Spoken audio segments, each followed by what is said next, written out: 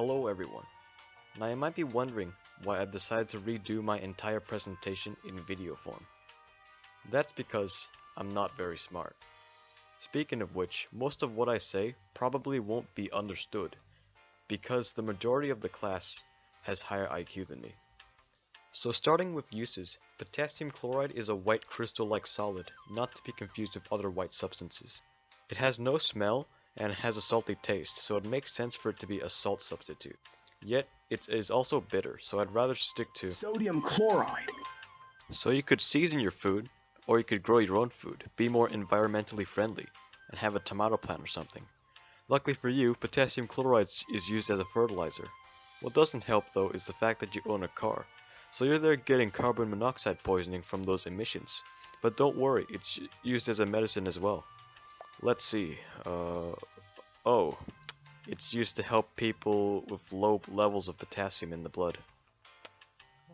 We'll just have it anyway.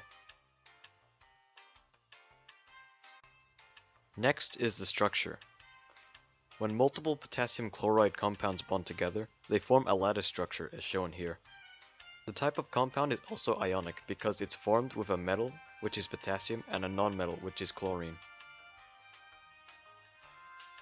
The image shown is actually an interactive model which allows you to change the size of the atoms, rotate it, and zoom in and out of it.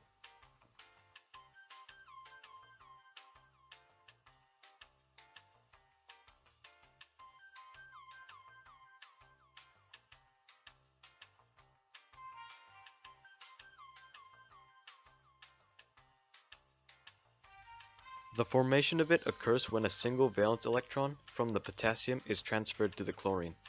As a result, the potassium becomes a cation and the chlorine becomes an anion, making them attracted to each other. So boom, they form an ionic bond.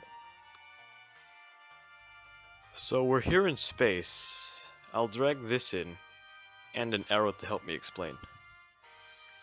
First though, I'll cover up the bottom with Garfield so we can only focus on the top. Here we have potassium, and here we have chlorine. They come together to form KCl. But the thing with chlorine is that it doesn't exist by itself, but in groups of two.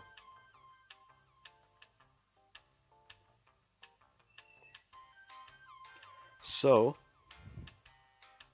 to balance it, you have to put a 2 in front of K, and a 2 in front of KCl. So there now will be 2 potassium and 2 chlorine molecules.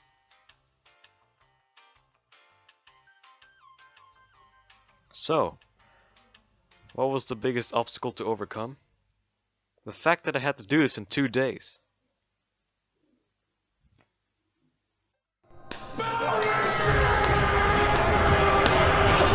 Did you know that if you take francium and drop it in water, then